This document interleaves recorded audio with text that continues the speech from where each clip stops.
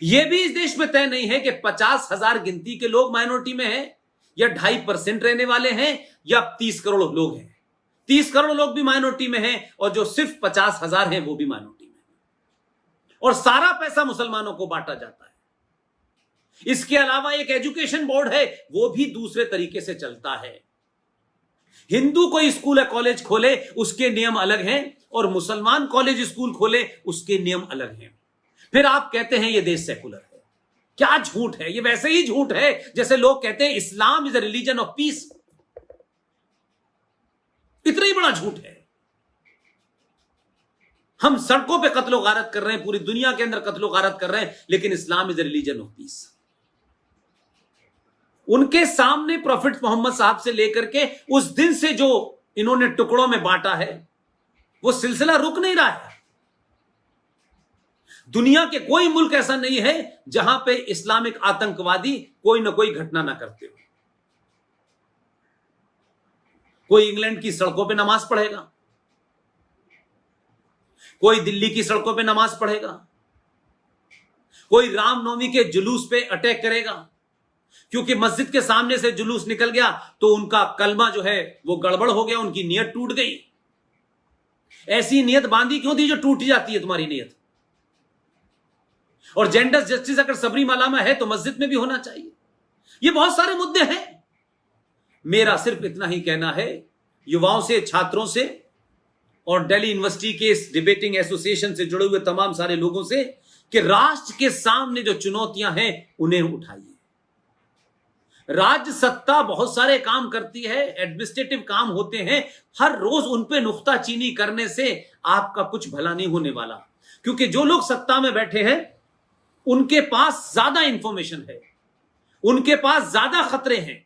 उनको कौन सा काम कब करना है इस पे छोड़ दीजिए। हां, जब कोई राष्ट्र का मुद्दा हो, जैसे राम मंदिर राष्ट्र का मुद्दा था, किसी पार्टी का, किसी संगठन का नहीं था।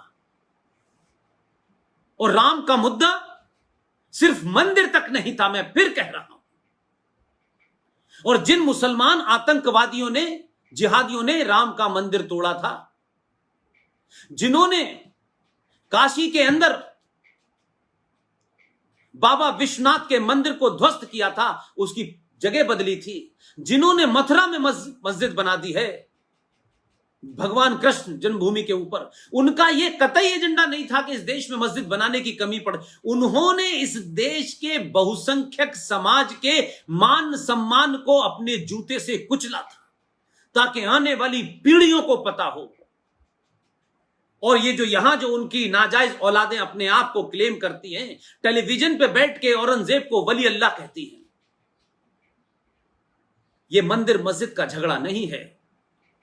ये 500 साल के बाद मर्यादा पुरुषोत्तम राम का जो मंदिर बन रहा है, ये मंदिर इसलिए नहीं है कि पूजा करने की कोई जगह नहीं है या भगवान राम के टेंपल कम पड़ रहे हैं। इसका बनना इसलिए जरूरी था और इसका टूटना वैसे ही जैसे टूटा जरूरी था। जब किसी कौम के मान सम्मान को आप चोट पहुंचाएं और तो वो कौम अपने पुरुषार्थ तक को भूल जाती है, उसमें लड़ने की क्षमता समाप्त हो जाती है, क्योंकि मानसिक तौर पर यह मान लेती है कि हम कमजोर हैं। अगर 6 दिसंबर 1992 न हुआ होता तो सुप्रीम कोर्ट फैसला किस पे सुनाती? इसलिए यह सभ्यताओं का दौर है। इतिहास में की गई गलतियां सिर्फ कोई पूजा पद्धति का मामला नहीं है। मैं मानता हूं हजारों साल के इतिहास से भारत के लोगों का और सनातनियों का मान सम्मान जुड़ा है, इसलिए इसकी भव्यता इतनी बड़ी होनी चाहिए कि दुनिया देखे। इसमें कोई कंप्रोमाइज नहीं होना चाहिए, कहीं ये सेकुलरिज्म नहीं घुसना चाहिए इसके अंदर। जिनको सत्ताओं को सेकुलरिज्म करना है वो करें, उनको पूरी छूट है। लेकिन ये छोटे छोटे संगठन जो ठेका लेके बैठे हैं, उनको सेकुलरिज्म करने ये समाज नहीं देगा। आपको अपनी बेटी की शादी किसी से करनी है, करिए, अपने घर में रखिए अपना सेकुलरिज्म, लेकिन समाज की ठेकेदारी करके कि कोई मिट्टी लाएगा, कोई पानी लाएगा, जिसको लाना है लाए, बाहर रख दे, हो गया। ये 2020 का भारत है, दोबारा से कंफ्यूज मत कीजिए। ऐसे ही लोग रहे होंगे। ये दिल जीतने की बात गांधी जी ने 1920 में की थी, 27 साल बाद भारत बट गया था। जब लाशें बटी थी तो गांधी जी चले गए थे, कहीं रोते हुए मुझे नजर नहीं आए, कोई तस्वीर नजर नहीं आई जब देश बट रहा था। तो वैसे उनको हर बात की बात पता थी कि इतिहास में नेहरू क्या कर रहे हैं, पटेल क्या कर रहे हैं, सुभाष चंद्र बोस क्या कर रहे हैं। तो सुभाष चंद्र बोस के सामने भी धरने पे बैठ गए, अंबेडकर के सामने भी धरने पे बैठ गए, लेकिन जिन्ना के सामने धरने पे गांधी तुम क्यों नहीं बैठे? नेहरू के सामने क्यों नहीं बैठे कि मैं देश नहीं बंटने दूंगा? बल्कि जब देश बांटने की साजिश चल रही थी तब आपने एक बयान दिया था कि देश मेरी लाश पे बटेगा। तो गांधी जी, आपको पता था कि देश बट रहा है, तो आपने क्या किया? देश बट गया, 21 लोग मर गए। लेकिन आपके वारिसों ने, जो आपके नाजायज वारिस हैं, जिन्होंने आपका नाम लेकर के इस देश पे राज किया, उन्होंने कहा नहीं, हमें ये आजादी बिना खड़क, बिना ताल, बिना हथियारों के अहिंसा से मिली है। 26,000 Indian national army, Azad Hind फौज के फौजी लड़ते हुए गोलियों से मरे। लाखों अनगिनत लोग मारे गए, चाहे पंडित चंद्रशेखर हो, चाहे राज मंगल पांडे हो, ये तमाम सारे लोग हिंसक नहीं थे। ये जलियांवाला बाग नॉन वायलेंस का इसलिए मैंने कहा झूठ को झूठ कहिए, दुनिया का बड़े से बड़ा आदमी करता हो तब भी कहिए, अगर आप का कन्विक्शन है आप उसे साबित कर सकते हैं। डरिए मत। और आप प्रोफेसर आनंद रंगनाथन को पढ़िए, समझिए, कोई कंफ्यूजन नहीं है। आपको अपने हिस्से में वो मिलेगा जो आपके हिस्से में लिखा हुआ है। कोई दुनिया की ताकत आपसे छीन नहीं सकती। ये चप्पल उठाने से, किसी का दिल जीतने से दुनिया में कोई बड़ा नहीं हुआ। ताकतवर होने का सिर्फ एक ही मतलब है, अपने से कमजोर पे अन्याय मत कीजिए। लेकिन कोई आप पे अन्याय करे उसे भी मत होने दी, उसका प्रतिकार कीजिए। ये जो डायल बनाया गया है कि देखिए पावरफुल लोग जो हैं वो अरे भाई, पावरफुल लोग बने हैं। दुनिया में एक ही कौम है जो पावरफुल इसलिए बनी है कि उसने कभी किसी का घर नहीं लूटा, देश नहीं लूटा, किसी को मजहब के नाम पर कन्वर्ट नहीं किया, अपनी गिनती नहीं बढ़ाई। हर भगवान देवी देवता के हाथ में हथियार है। जब उठाया, जब उस राक्षसी मानसिकता ने धर्म के खिलाफ हथियार उठाया, तो उसको समाप्त करना भी आपका धर्म है।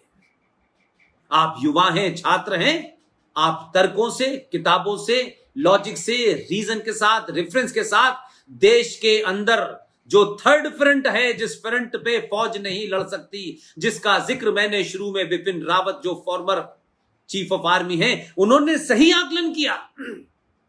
जैसे ही उन्होंने यह आकलन किया, कुछ जिहादी मक्कार टेलीविजन पे आ गए, देखिए भारत की फौज जो है, फौज वो है, वो राजनीति कर रही। राजनीति नहीं कर रही। भारत की फौज भारत के सनातनी फौजियों को यह बता रही है, छोटे भाई का पजामा, बड़े भाई का कुर्ता पहने हुए, ये अरफुद्दीन शरफुद्दीन टाइप के, ये रहमानी शैतानी, ये अकरम, ये तमाम जो आते हैं, ये ही सबसे बड़े खतरनाक हैं। इनका मुकाबला चौराहों पे, सड़कों पे कीजिए, उन वामपंथियों का कीजिए जो आपको अभी भी अफीम की तरह सुलाना चाहते हैं। अपने लिए तो कहते हैं कि सत्ता जो है बंदूक की बैरल से निकलती है और धर्म और मजहब अफीम है, लेकिन कानून बनाया आपने कि भाई कम्युनिस्ट जो होगा वो मंदिर नहीं जाएगा। तो बहुत सारे हमने कम्युनिस्ट देखे जो मंदिर नहीं जाने थे, लेकिन मुसलमान कम्युनिस्ट जो है वो सीपीआई के ऑफिस में नमाज पढ़ेगा तब भी वो कम्युनिस्ट है। वाह वाह वाह, अद्भुत है। उसके लिए एक साइड की दुकान है कि इसका नकाब लगा करके भी अंदर घुसा जा सकता है,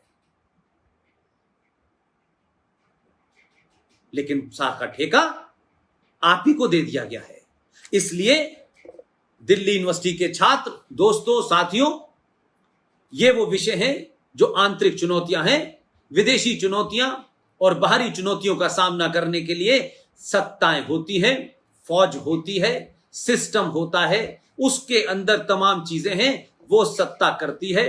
फौज को कब क्या करना है, कब राफेल लेना है, कब क्या जाना है, कब किससे किस निगोशिएट करना है, वो भारत का समाज नहीं तय करता। लेकिन जब भारत का समाज वाइब्रेंट होगा, राष्ट्र को बचाने की बात करेगा, तब आपके सामने उन बातों को, उन विषयों को रखना जरूरी है।